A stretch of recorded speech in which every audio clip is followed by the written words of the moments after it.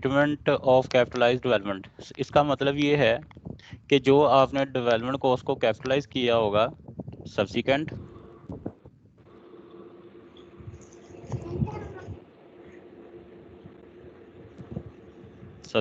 Treatment of capitalised development expenditure.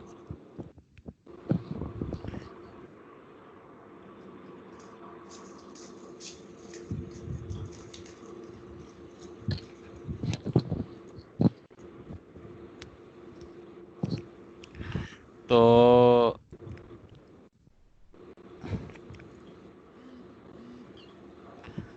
Subsequent treatment of capitalised development cost, तो जो development expenditure हैं या development cost है जो कि आपने कैपिटलाइज किए हुए हैं, उसको आपने क्या करना है, वो कहता है इसकी अकाउंटिंग जो आपने कैपिटलाइज कर लिए हुए हैं upon the fulfil of above criteria, उसको आपने क्या करना है, देन अमोर्टाइज, उसको अमोर्टाइज करेंगे किसके ऊपर, over useful life.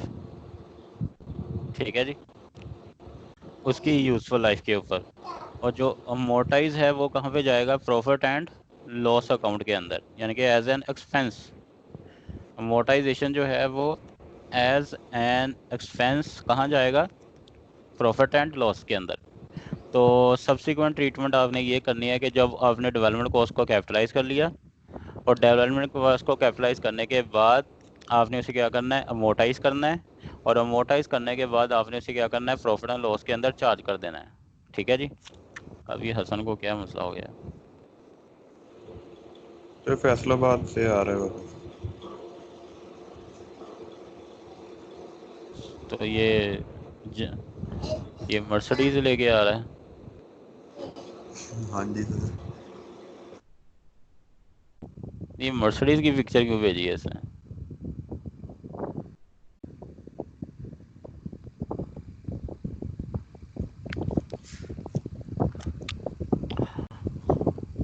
Faisalabad, Faisalabad क्या लिखा है इसमें,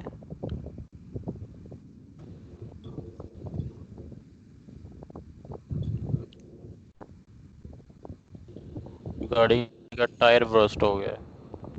और जो गाड़ी की हालत है वो गाड़ी नहीं बर्स्ट होगी, शुक्र करें।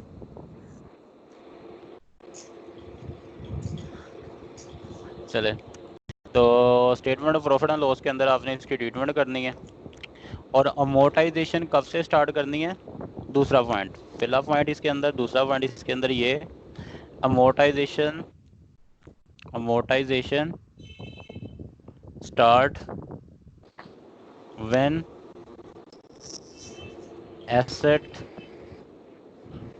वुड कंप्लीट, जब एसेट आपका कंप्लीट हो जाए तो उस वक्त से आपने अमोर्टाइजेशन स्टार्ट कर देनी है। ठीक है जी।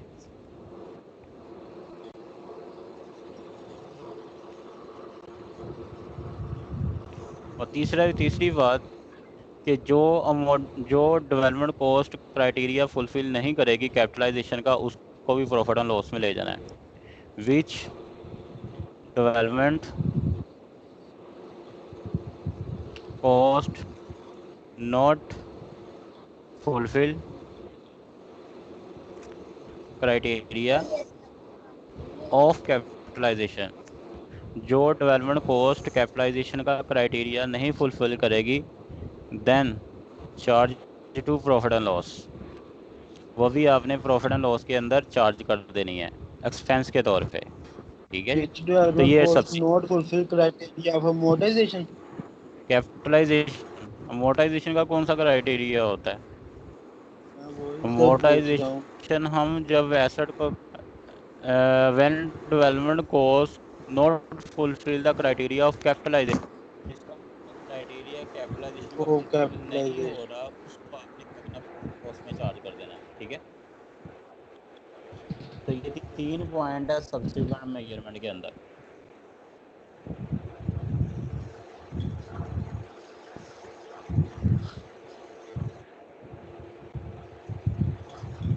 ये उसने एक इलस्ट्रेशन दी है, मैं इलस्ट्रेशन करवा रहा हूँ। IS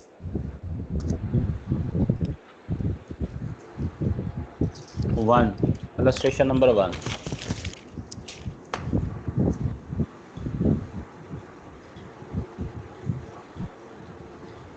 इलस्ट्रेशन नंबर 1 के अंदर है bright spark limited is developing a new product. कि ब्राइट स्पार्क एक नई प्रोडक्ट बना रही है जिसका नाम है विजेट। This is expected to be sold over 3 years period starting in 2006, के मार्केट के अंदर बिकना शुरू होगी 2006 के अंदर या और 3 साल तक बिकेगी।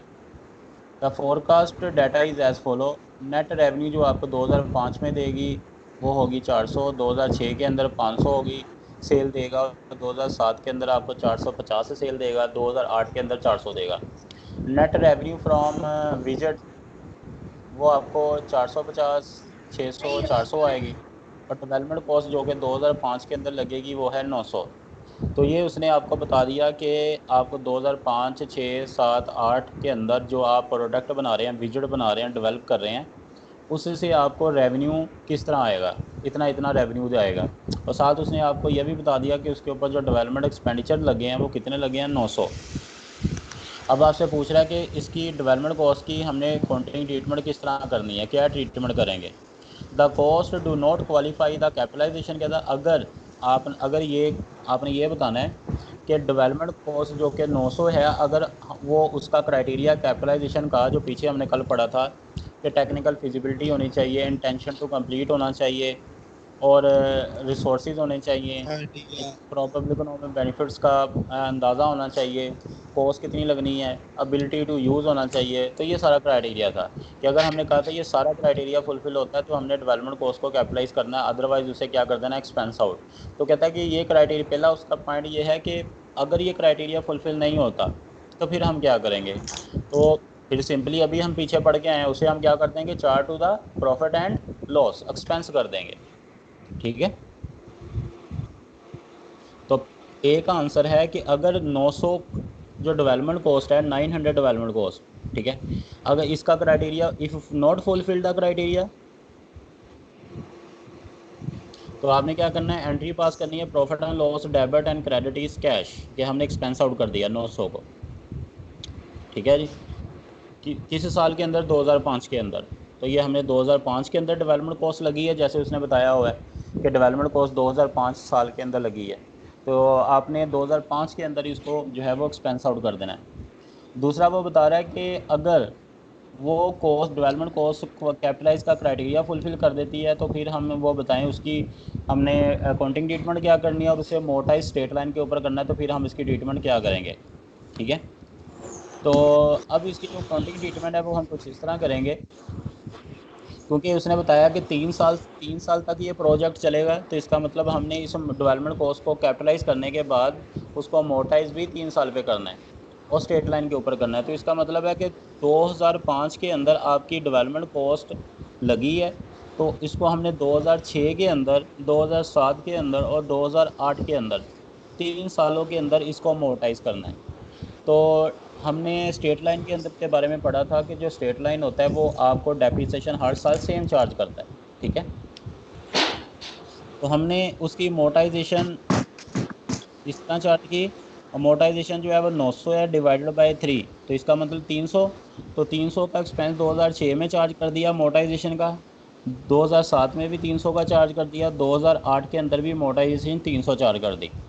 और साथ उसने ऊपर रेवेन्यू बताया हुआ था कि 2005 के अंदर रेवेन्यू जो है वो आपका कितना है, वो है रेवेन्यू आपका 400 है। ठीक है। और उसके बाद 500 था, उसके बाद उसने 450 रेवेन्यू बताया और उसके बाद 400 बताया। ठीक है। और नेट रेवेन्यू फ्रॉम विजिट, जो विजिट से आपको रेवेन्यू आना था वो 2006 के अंदर 500 है, 450 है और 400 है। तो ये आपके पास रेवेन्यू है। ठीक है जी। तो हमने ये मोटाइजेशन चार्ज कर दी उसे। तो पहले साल का प्रॉफिट है 400, दूसरे 2006 का प्रॉफिट है 1000, उसमें से 300 माइनस किया तो 700, 2007 के अंदर 400, 900 में से 300 माइनस किया तो 600 और 400 में 800 में से माइनस किया 300, तो आपके पास जो है वो 500। ये आपके पास जो है वो रेवेन्यू निकल आया। ठीक है जी। तो ये है नेट प्रॉफिट, यानी कि आपको यहाँ पे ये बता रहा है कि जब हम डेवलपमेंट कॉस्ट को कैपिटलाइज करेंगे तो पहली बात तो उसकी एंट्री ये पास करेंगे डेवलपमेंट कॉस्ट डेबिट, यानी कि एसेट डेबिट करना है, ठीक है। और क्रेडिट आपने क्या करना है, कैश, कितने से 900। ओके, तो ये एंट्री हम पास करेंगे। डेवलपमेंट कॉस्ट यानी कि ये इंटेंजिबल एसेट है। डेवलपमेंट कॉस्ट क्या है, इंटेंजिबल एसेट डेबिट किया आपने और क्रेडिट किया आपने कैश, ठीक है।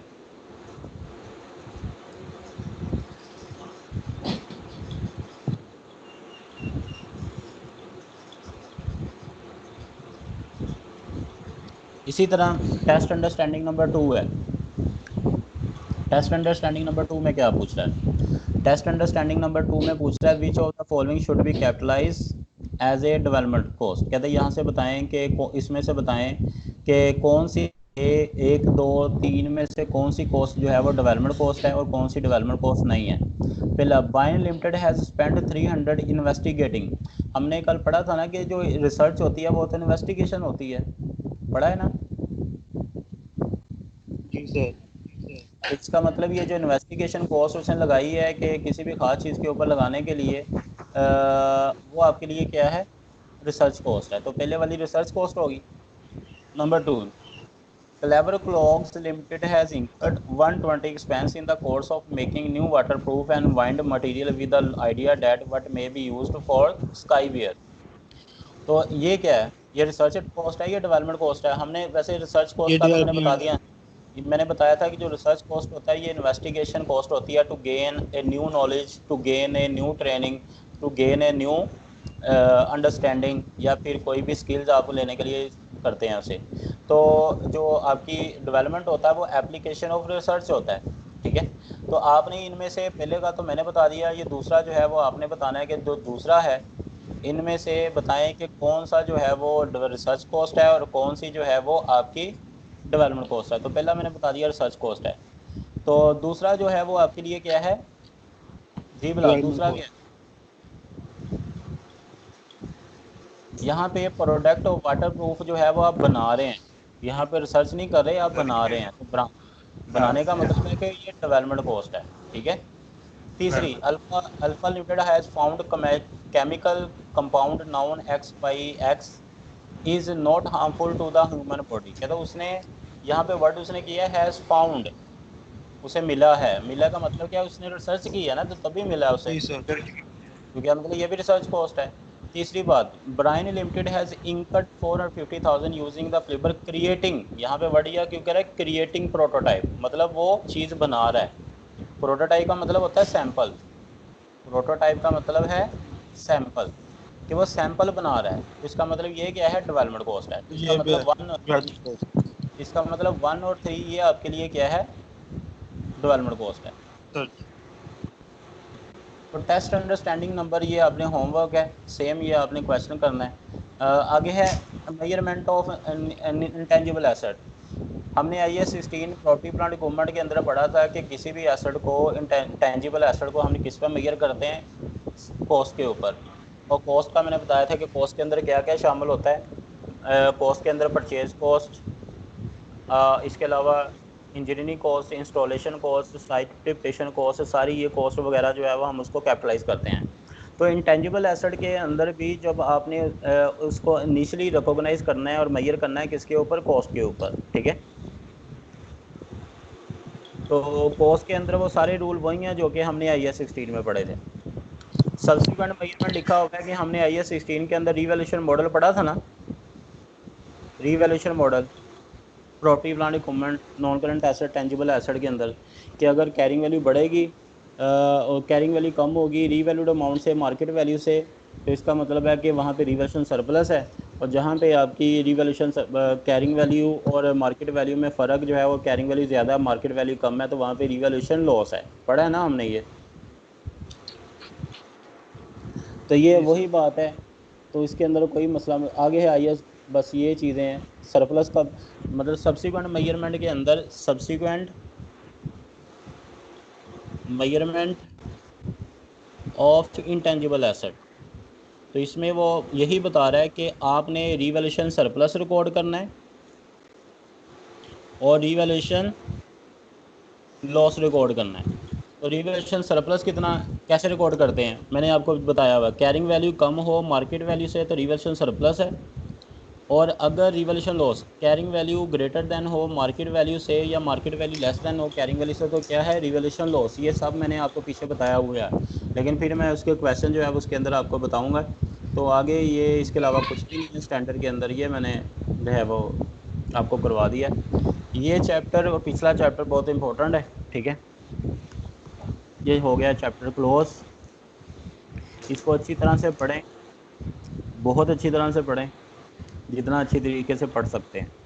और पेपर में और आगे आने वाली स्टडीज़ के अंदर आपको ये 2 चैप्टर जो हैं वो उसने बहुत बहुत जो है वो टेस्ट करने हैं। तो अभी से अच्छे तरीके से पढ़ लेंगे, मुझसे क्वेश्चन कर लेंगे तो आपका भला हो जाएगा। और पढ़ा करें, आप लोग पढ़ते नहीं हैं प्रॉपर, टाइम नहीं देते, क्योंकि अगर आप पढ़ें तो मुझसे क्वेश्चन पूछे लाजमी आप, तो आप मुझसे क्वेश्चन ज़रा नहीं पूछते, स्पेशली फिलहाल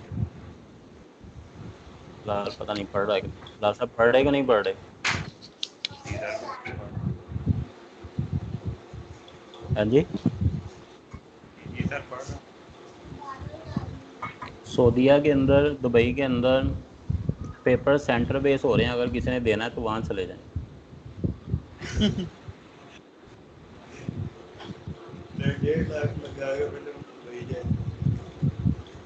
अरसलान को कह दो दे दो, दे देगा।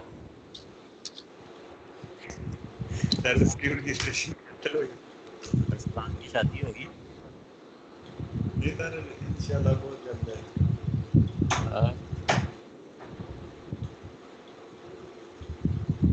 चलो। तो ये आपके पास इंटेंजिबल एसेट था, इसको अच्छे तरीके से स्टडी करें। कल मैंने करवाने हैं इसके MCQs जो मैंने पीछे छुड़वाए थे, मैंने आपको बताया था कि ये इंटेंजिबल एसेट के हैं। तो कल हमारी क्लास 11 बजे होगी, क्योंकि कल फ्राइडे है, तो एज़ यूजुअल कल की क्लास 11 बजे। ओके, 11 से 12, ठीक है जी।